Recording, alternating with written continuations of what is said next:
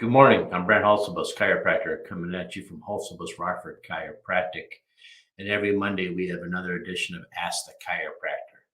And today in Ask the Chiropractor, I was asked a question: what does it take to become a chiropractor? I know someone that wants to be a chiropractor. What's it all involved? Where does it go? Well, the main reason this question came up is because we try to be a learning clinic here at Holsabus Rockford Chiropractic, meaning that we invite the high school academy program here locally to come in and have two students at a time come in and spend the morning with us. And what they'll do is they'll see what we look for in a chiropractic exam. They'll see how we take X-rays of patients and what we look for in our X-rays, and they get to see a couple of patients with us if those patients allow it. And this kind of allows them to get a general grasp of what a typical day in the life of a chiropractor is like, so they can decide whether or not this is a career they want to pursue. If they decide they want to pursue this career, at the end of the school year, we get a big coach bus and we take all these students to Palmer College of Chiropractic to spend the day. Palmer then will teach them what the classroom looks like, what anatomy labs look like, and what the student clinic looks like where they'll perform their adjustments. So let's talk about the education now of how to become a chiropractor.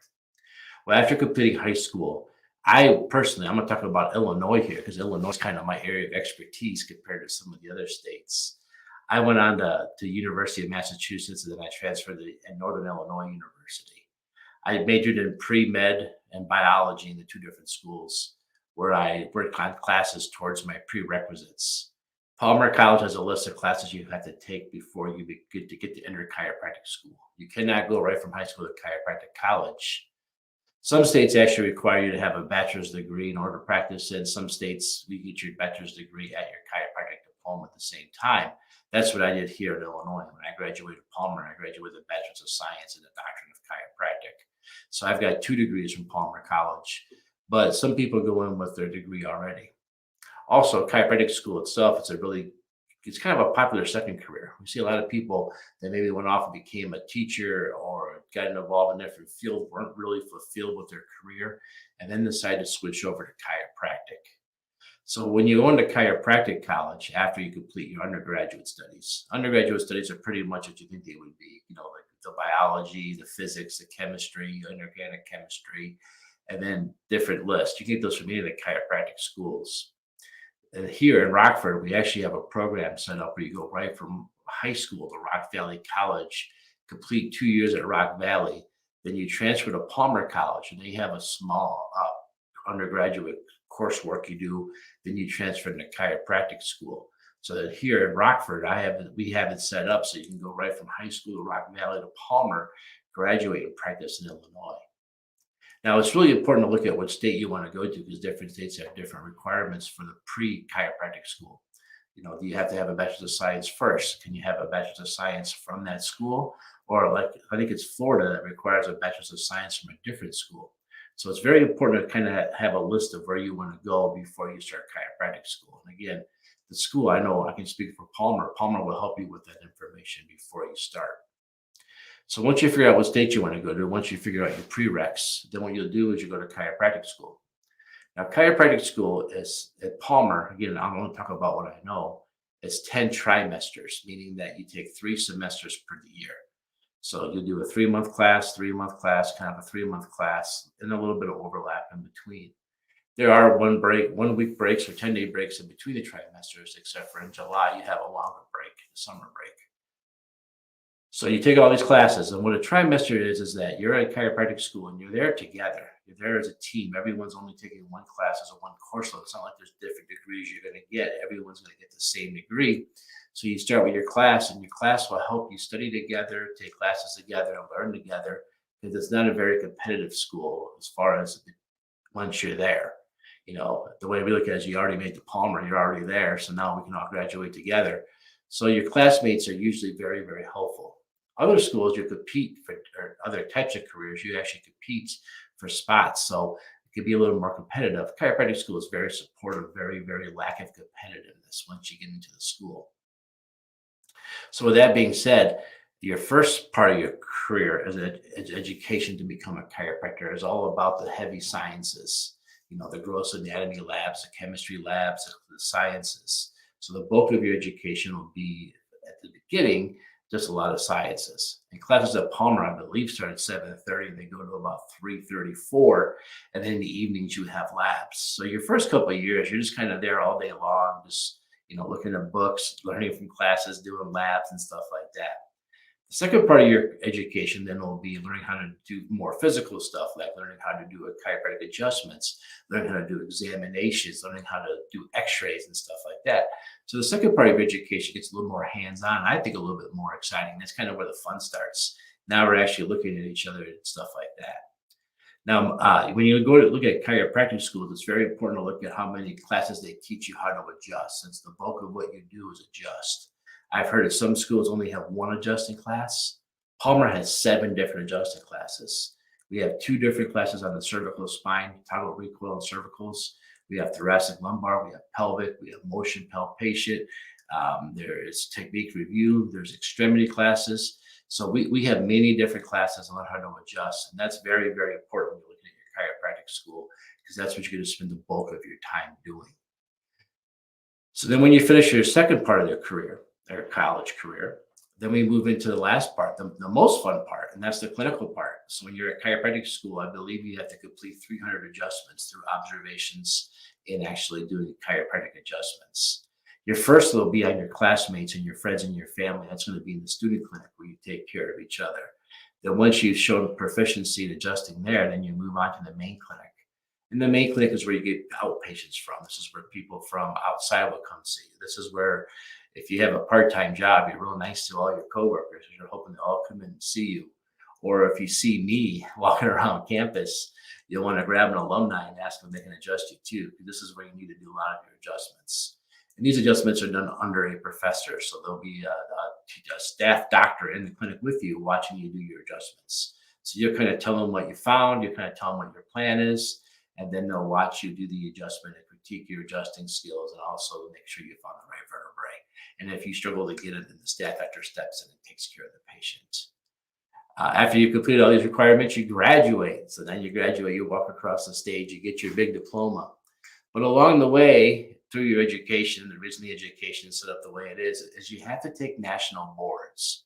Now in Illinois, there's 4 national boards that are required now. The first one's just on the sciences. That's why your first start of your career at Palmer College is all about sciences, because it matches the national board. The second part of your career at school is going to be more hands-on stuff, and that's what part 2 and part 3 are about. And then lastly, part 4 is an actual practical with the mock patients, and that's now you're in clinic seeing patients, so it lines up. So if you're looking at chiropractic schools, a couple of things you want to look at different chiropractic schools is what's your board success rate? People who go there and take national boards, what's their pass-fail rate? Because if you don't pass national boards, you never graduate. You never get to actually see patients. I actually know a couple of people who never did pass the national boards. They kind of skipped by school. They didn't put much effort in, and they never passed your national boards. So national boards are very, very important. The bulk of what we learn is for national boards. And now today, Palmer's actually gotten better than when I was there.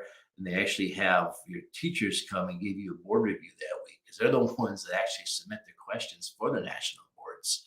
So it's kind of fun having your actual chiropractic teachers there teaching you what you need to do for boards, and so the ones that give the questions, they probably have a good idea what to prepare for. Lastly, then when you look at your chiropractic school, look at the techniques they teach, look at how the board success rate is, and lastly, look at the loan default rate. What does that mean? Well, when you go to chiropractic school, you're able to take out student loans in order to pay for it. My grandfather was actually instrumental in making that program happen. But back to the topic. You take out student loans and you have to pay these loans back. So a good way to measure a school and the success of a school is what's the loan default rate when somebody graduates? Are they able to pay their loans back? Does the school have a good job of that? Because if they're graduating successful chiropractors, then the loan default rate's really good.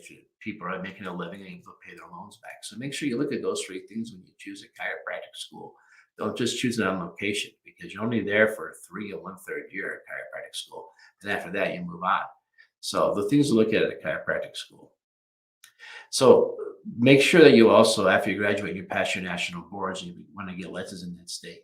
Make sure you contact the state association to learn about what the requirements are, some of the tricks. Like I know here in Illinois, it's online now, but before it was online, we would tell everyone to make sure you mail it certified and get a receipt for it, because often it would be reported lost. I even told some people to drive to Springfield and hand it to them in person, so it got done. And also, when you're looking at this, what state might I go to? What state of my options are? Can I practice in Hawaii? What's the requirements for Hawaii? Someday I might want to go there. Call the Hawaiian Chiropractic Association, find out. Otherwise, go to the ICA, the International Chiropractic Association, chiropractic.org, and the ICA will walk you through it everywhere, because it's the International Chiropractic Association. Say, I don't want to rule out practicing maybe one day in the Bahamas or somewhere in the Caribbean, Jamaica or something. They'll tell you what those requirements are for those areas too, because you don't want to close a door until it's time to close the door, right? To keep your possibilities open. So there's a quick answer. What does it take to become a chiropractor? Those are some of the requirements. If you're in high school now, if you know someone in high school, I would suggest that you really like your science classes and your math classes. If you're in college now and you want to do more and you're in the Rockford area, feel free to contact my office. We'd be happy to set up a field trip to the chiropractic school for you. Get down there and introduce them to some people. I know my friend at Palmer, Emily Danger, is always a great one to call and talk to, and she'd definitely walk you through this stuff. Other than that, I hope I answered your questions about a chiropractor. In Illinois, there is no chiropractic license. We have a medical license. It's a medical chiropractic license. We're kind of a unique state in many ways. But in Illinois, there's no chiropractic board. There's a medical board with a chiropractor on there. And so we have a medical license that limits us from the ability to perform surgeries or write prescriptions, just kind of be a chiropractor. So that's kind of our state license. Make sure you check out your state licensures too to see what requirements are done. After you become a chiropractor here in Illinois, every 3 years we have to renew our license. When we renew our license, we have to require 60 classroom hours and 90 soft hours, meaning research and reading books and stuff like that. So make sure you look at see what it takes after you graduate too in order to maintain your license. So that's how to become a chiropractor in a nutshell. Lots of studying, lots of testing, and then you get your license and you keep going to school and you keep learning. So I hope that answers your question. Other than that, if you have any other questions you'd like to submit to us, let us know. This is segment's called Ask the Chiropractor. Ask us any question you want to ask us. A lot of people tend to see a TV advertisement or a new special about chiropractic. They tell you afterwards to check with your family doctor before you go. I don't like that because the family doctor doesn't know what a chiropractor does. Ask a chiropractor a chiropractic question, just like you would ask a dentist question. So if you have a question or something you've always wondered about chiropractic, take a look here, send us a message, leave a comment below, shoot us an email, rockforddc.com, rockforddc.com. And other than that, have a great day and we'll see you next time around.